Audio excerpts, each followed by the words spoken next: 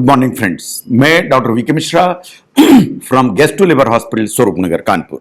आज मैं बात करूंगा जो कोविड-19 है, दैट इज कोरोना वायरस, ये आपकी बॉडी को कैसे अफेक्ट करता है। ये साइंटिफिक चैनल है, इस साइंटिफिक डेलिब्रेशन है। मैं आपसे रिक्वेस्ट करूंगा कि इस चैनल को सब्सक्राइब करें, इस वीडियो को शेयर करें ना। जहां तक कोविड-19 का सवाल है, we are continuously learning as far as the final word is there, it is not written कि वास्तव में ये क्या क्या प्रॉब्लम क्रिएट कर सकता है। But in most of the people वास्तव में ये फ्लू लाइक सिम्टम लेके आता है। इन जो फ्लू लाइक सिम्टम लेके आता है, ये बात बिल्कुल सही है that most of the people में ये फ्लू लाइक सिम्टम लेके आता है and over a period of time वो सब रिकवर कर जाते हैं। बट ये बात सही है कि इन सम पीपल इवेंचुअली ये जो वायरस है ये लंग को, लिवर को, किडनी को, ब्रेन को, ये चारों को इन्वॉल्व कर सकता है, इन कॉम्प्लिकेशन क्रिएट कर सकता है। नाउ जहां तक स्प्रेड का सवाल है कि ये ट्रांसमिट कैसे होता है, फैलता कैसे है, ये आप सब जानते हैं कि ये ड्रॉपलेट के थ्रू फैलता है। ये खांसी करने से जो ड्रॉपलेट निकलेंगी, छींक करने से जो ड्रॉपलेट निकलेगी, या इवन बात करने से जो एयर में ड्रॉपलेट निकलती हैं उनसे फैलता है। ये बात सही है कि जो ड्रॉपलेट यहां मुंह से मेरे निकली वो 6 फीट तक जा सकती है। इन 6 फीट तक इसको माना जाता था कि इसको 6 फीट तक ये वास्तव में स्प्रेड करने की ताकत रखता है। साइंस ऐसा मानती है कि एसिम्प्टोमेटिक इंडिविजुअल्स जिन्हें कोई प्रॉब्लम नहीं है लेकिन उनके नाक में, गले में अगर कोरोना वायरस है तो they are the potential spreaders, कि जिन्हें मालूम भी नहीं है एंड वो सोसाइटी में स्प्रेड करते हुए चले जाते हैं। लेकिन अब जो स्टडीज आ रही हैं वो बहुत चिंताजनक हैं। अब जो स्प्रेड की जो आ रही हैं रिपोर्ट्स, पर्टिकुलरली एक स्टडी जो लेंसेट में पब्लिश हुई रिसेंटली, उसने कहा कि ये वास्तव में एयरबॉर्न इंफेक्शन है। इन द सेंस कि कोरोना वायरस इतना लाइट है कि वास्तव में एक बार मैंने छींक ली तो करोड़ों अरबों वायरस जो है ना हवा में चले जाते हैं and they can stay in air for a very very very very long time. And ये एयरबॉर्न वायरस है, इसलिए इतनी स्पीड से स्प्रेड कर रहा है, इसीलिए इसकी जो स्प्रेड करने की जो ताकत है वो इतनी ज्यादा है। नाउ जब कोरोना वायरस बॉडी में एंटर होता है तो वास्तव में क्या होता है? जब बॉडी में एंटर होगा तो ये जो वायरसेस हैं ये हमारी नाक की लाइनिंग, हमारी साइनस की लाइनिंग और हमारी थ्रोट की लाइनिंग, ये जो इसमें जो सेल्स होते हैं इनको इन्वेड करता है। ये इन्वेड करता है, यहां मल्टीप्लाई करता है।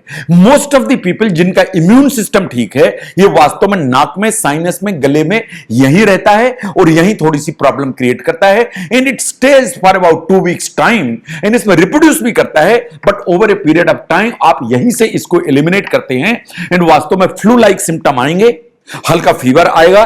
बट साइंस ऐसा मानती है that everything will be fine. अगर हम इनिशियली देखें इसके सिम्टोमेटोलॉजी में तो आपको फीवर आएगा, फीवर आएगा तो तेज आएगा, फीवर आएगा तो आपको काफी चिल्स, राइगर से ठंड देके आएगा। इसके साथ आपको काफी सीवियर हेडेक होगा, सिर में दर्द काफी ज्यादा होगा, आपके गले में दर्द होगा, आपका गला बैठेगा, आपको सोर थ्रोट हो जाएगा एंड आपको सूखी खांसी होने लगेगी। लेकिन इसके अलावा कुछ अदर सिम्टम्स आते हैं जो मैं चाहता हूं कि आप समझें। आपको जो फीवर आता है वो बहुत बॉडी में बहुत ज्यादा दर्द के साथ आता है, हाई ग्रेड फीवर होता है। कभी कभार आपको सांस में हल्की सी दिक्कत होने लगती है। ये बात सही है, कभी कभार आपकी जो सूंघने की शक्ति चली जाती है, आपके स्वाद की ग्रंथियां निष्क्रिय हो जाती हैं, आपको खाने में कोई स्वाद नहीं आता है।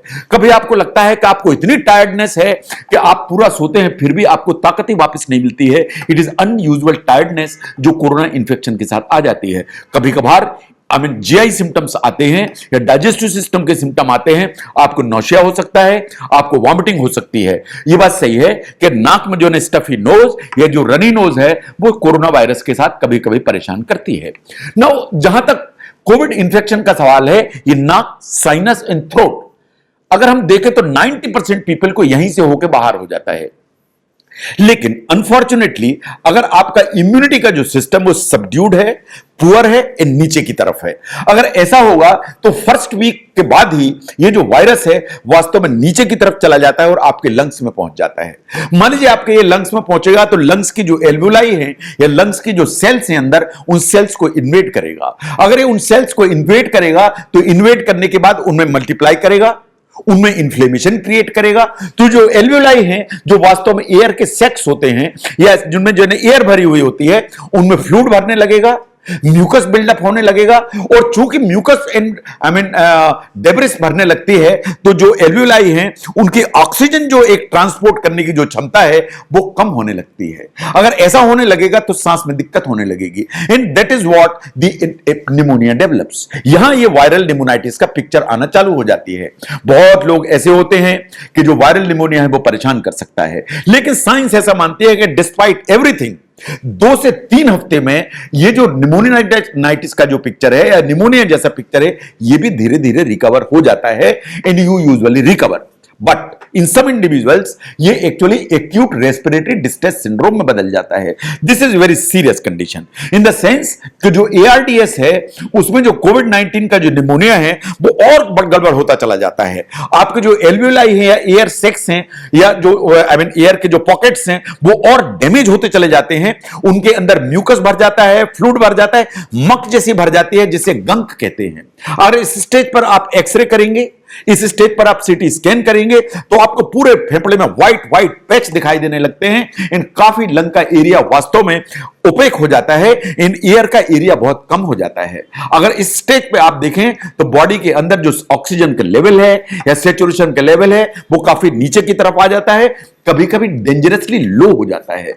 इस स्टेज पर कभी कभी वेंटिलेटरी सपोर्ट की जरूरत पड़ जाती है। तो जहां तक ARDS का सवाल है ये वेंटिलेटरी सपोर्ट मांगता है। तो अगर हम ध्यान से देखें तो ये 3 ही स्टेज में आएगा। नंबर 1 फ्लू जैसे सिम्टम्स लेके आएगा, जो नाक में रहेगा, साइनस में रहेगा, गले में रहेगा। सब अगर ठीक है तो 2 हफ्ते में ठीक हो जाएगा। हल्का फुल्का फीवर आएगा, सिर में दर्द होगा, जुकाम जैसा होगा, but it will recover over a period of time. अगर इम्यून सिस्टम कम है तो ये ट्रेवल करके आपके लंग्स में चला जाएगा, that is with in 1 weeks time. अगर लंग में चला जाएगा तो ये वायरल निमोनिया डेवलप करेगा। लेकिन अगर इम्यून सिस्टम आपका एडिक्वेट है तो over a period of time 1-2 हफ्ते में आपका वो निमोनाइटिस भी क्लियर हो जाएगी। लेकिन अनफॉर्चुनेटली अगर आपका इम्यून सिस्टम बहुत नीचे है तो आपको acute respiratory distress syndrome develop हो जाएगा, जिसमें आपके लंग्स ऑलमोस्ट व्हाइट हो जाएंगे, जो सिटी में देखेंगे, एक्सरे में भी देखेंगे। और अगर ऑक्सीजन का लेवल बहुत कम हुआ then it is quite possible आपको वेंटिलेटरी सपोर्ट की जरूरत पड़े। Now the problem is not the virus alone कि सिर्फ वायरस ही परेशान कर रहा है। प्रॉब्लम यह है कि जब भी वायरस जो है ना इन्फ्लेमेशन कर रहा है तो इन्फ्लेमेशन के कुछ जो है ना सिग्नल्स होते हैं, कुछ रिस्पॉन्स होते हैं, उन सिग्नल के लिए हमारी बॉडी एक्चुअली रिएक्ट्स। ये जो केमिकल सिग्नलिंग एजेंट्स होते हैं इन्हें कहते हैं साइटोकाइंस। ये वास्तव में जो साइटोकाइंस हैं ये हमारी बॉडी बनाती है, ये हमारी इम्यूनिटी की सेल्स बनाती हैं। जब इनको लगातार इंफॉर्मेशन मिलती है कि अंदर एक इरिटेशन है, तो हमारी बॉडी की जो इम्यून सेल्स हैं वो बहुत सारे साइटोकाइंस जो ना बनाती हैं और उन्हें रिलीज कर देती हैं। ये जो साइटोकाइंस बहुत सारे बनते हैं इसे कहते हैं साइटोकाइन स्टॉर्म। ये जो साइटोकाइंस हैं वास्तव में हमारी जो हेल्दी सेल्स हैं उनको डैमेज कर देते हैं। तो एक्चुअली हमारा ही इम्यून सिस्टम हमारे ही सिस्टम को डैमेज करके प्रॉब्लम क्रिएट कर देता है साइटोकाइन स्टॉर्म के चलते। इसके चलते आपका बीपी नीचे आ सकता है, ऑर्गन फेलियर डेवलप हो सकता है, इन ब्लड जो वेसल्स हैं वो डैमेज हो सकती हैं। इसके अलावा जो कोविड है हार्ट में प्रॉब्लम क्रिएट कर सकता है। तो लंग एक तरफ है, हार्ट में ये एरिथमियाज कर सकता है, इसका मतलब हार्ट की स्पीड गड़बड़ कर सकता है। ये कार्डियोमायोपैथी कर सकता है, इसका मतलब हार्ट का जो पंप है उसके काम करने की ताकत को कम कर सकता है। ये आपका जो हार्ट की जो मसल्स हैं उनको डैमेज कर सकता है, इसे कहते हैं acute cardiac injury. It is quite possible कि ये पंप करने की ताकत को कम करे, ये शॉक डेवलप कर सकता है। ये कार्डियक कॉम्प्लिकेशन है जो कभी कभी कोविड के साथ में आते हैं। जो ब्लड वेसल्स हैं, ब्लड वेसल्स जो हमारे खून की नसें होती हैं बॉडी में, उनको डैमेज करने की कोविड ताकत रखता है। अगर ये ब्लड वेसल को डैमेज करेगा तो वास्तव में इसकी जो लाइनिंग है उसमें डैमेज होगा, इन छोटे छोटे क्लॉट्स बनने लगेंगे। अगर क्लॉट्स बनेंगे तो जो ब्लड वेसल्स हैं उनके ब्लॉक होने का डर रहेगा। अगर ब्लड वेसल ब्लॉक होगी तो अगर ब्रेन की तरफ जाने वाली खून की नस ब्लॉक हुई तो डर रहेगा कि कहीं स्ट्रोक ना हो जाए। अगर फेफड़े की कोई नस ब्लॉक हुई तो पल्मोनरी एम्बोलिज्म का खतरा है। ये जो डी-डाइमर करके टेस्ट आपसे बार बार कराया जाता है, ये कराया ही इसलिए जाता है कि कहीं ब्लड में जो कोएगुलेशन की टेंडेंसी है वो कोविड के चलते डेवलप तो नहीं हो गई है। अगर कोएगुलेशन की टेंडेंसी डेवलप होगी तो इस कॉम्प्लिकेशंस के आने का हमेशा डर रहेगा। जितना डी-डाइमर ज्यादा रहेगा वो इस चीज का सिग्नल करेगा कि कोएगुलेशन की प्रोसेस ज्यादा है, और कोएगुलेशन की प्रोसेस ज्यादा है तो इन कॉम्प्लिकेशंस होने का खतरा ज्यादा है। कभी कभी कोविड में एक जो ब्रेन है उसमें भी प्रॉब्लम आने का डर रहता है। जो ब्रेन में प्रॉब्लम्स आती हैं, number 1 is the swelling in the brain. ये जो स्वेलिंग होती है ये वास्तव में कोविड का हिस्सा हो सकती है। इट इज क्वाइट पॉसिबल कि जो ब्लड वेसल्स जा रही हैं कोविड को, उनमें कुछ क्लॉट्स डेवलप हो गए हैं, उसके चलते ब्लड सप्लाई कॉम्प्रोमाइज हो रही है। इसके लिए जो है ना ब्रेन के में प्रॉब्लम खड़ी हो रही है। अगर ब्रेन में प्रॉब्लम होंगी तो ये 4 चीजें होंगी। नंबर 1, आपकी कॉन्शियसनेस गड़बड़ हो जाएगी। नंबर 2, आपका जो स्मेल का सेंस है वो गड़बड़ा जाएगा। नंबर 3, अगर आपकी जो खून की नस है वो ब्लॉक हुई तो स्ट्रोक हो जाएगा या लकवा आने का डर रहेगा। और कभी कभार इन सब प्रॉब्लम्स के चलते सीजर, दौरा या मिर्गी जैसे दौरा आने का हमेशा डर रहता है। नो, क्या जो कोविड है वो सिर्फ इन्हीं अंगों को इन्वॉल्व करता है, इन द सेंस कि ये फेफड़े को इन्वॉल्व करेगा, ये हार्ट को इन्वॉल्व करेगा या ब्रेन को इन्वॉल्व करेगा? ये और भी अंग हैं जिन्हें इन्वॉल्व करता है। ये डाइजेस्टिव सिस्टम में लिवर को सबसे ज्यादा अफेक्ट करता है। साइंस ऐसा मानती है कि कोविड के चलते 50% जो पेशेंट्स हैं उनका एसजीपीटी, एसजीओटी हमेशा गड़बड़ा जाता है। एसजीओटी, एसजीपीटी क्यों गड़बड़ाता है? ये वायरस के चलते गड़बड़ा सकता है। ये जो आप दवाइयां आपको इसके ट्रीटमेंट के लिए दी जा रही हैं उनके चलते लिवर डैमेज हो सकता है। इट इज क्वाइट पॉसिबल कि जो साइटोकाइन स्टॉर्म आया, वो जो ओवरवेल्म आपका इम्यून सिस्टम है, जो इम्यून सिस्टम ने ओवर रिएक्ट किया, उसके चलते लंग में भी डैमेज हुआ, उसके चलते आपका जो लिवर है उसमें भी डैमेज हुआ। तो जो ओवर एक्टिव इम्यून सिस्टम है, दैट में भी द रीजन जिसके चलते लिवर डैमेज हो जाता है। अप्रोक्सीमेटली 1/3 पेशेंट्स जिन्हें कोविड होता है उन्हें आई में रेडनेस हो जाती है, उन्हें कंजंक्टिवाइटिस डेवलप हो जाती है। आपके जो कंजंक्टिवा है उसमें लगातार इरिटेशन होता रहता है क्योंकि इसमें रेडनेस भी होती है, इन फॉरेन बॉडी सेंसेशन भी आता है। यह बात सही है कि साइंस ऐसा मानती है कि जो किडनी है वो भी स्पेयर कभी कभी नहीं होती है। जो किडनी डैमेज होती है कोविड में, वो हमेशा इस चीज का इंडिकेशन है कि यह सीरियस इलनेस है। Kidney virtually suppose to be the last organ in COVID जो इन्वॉल्व हो जाता है। अगर किडनी इन्वॉल्व हुई इसका मतलब यह है कि कोविड सीवियर है। जो किडनी इन्वॉल्व होती है, वो जो हम मेडिकेशंस यूज कर रहे हैं फॉर कोविड, उसके चलते हो सकती है। ये जो मिसफायर्ड इम्यून सिस्टम है या साइटोकाइन स्टॉर्म है, उसके चलते हो सकती है। इट इज क्वाइट पॉसिबल कि बीच में आपका ब्लड प्रेशर डेंजरसली लोवल नीचे हुआ एंड वो नीचे होकर काफी समय तक नीचे रहा, उसके चलते आपका जो किडनी है उसको जो ब्लड का एक परफ्यूजन है वो प्रॉपर नहीं हुआ, इसलिए किडनी डैमेज हो रही है। And it is quite possible कि आपको ऑलरेडी कोमॉर्बिड इलनेसेस हैं, डायबिटीज मेलाइटिस है, क्रॉनिक रीनल फेलियर है, उसके चलते किडनी बॉर्डर लाइन कंप्रोमाइज थी एंड कोविड ने उसको एक्सासर्बेट कर दिया एंड उसको डैमेज कर दिया। This basically are the root causes जो किडनी डैमेज करने की ताकत रखते हैं। बट यह बात बिल्कुल सही है कि अप्रोक्सीमेटली 40% पेशेंट्स कोविड के ऐसे होते हैं जिन्हें कोई सिम्टम्स नहीं होते, उन्हें पता भी नहीं होता है कि उन्हें कोविड जैसा कोई इंफेक्शन है। इन्हें कहते हैं एसिम्प्टोमेटिक इंडिविजुअल्स। जो एसिम्प्टोमेटिक इंडिविजुअल्स हैं, मेरी नजर से देखें तो ये सबसे खतरनाक हैं।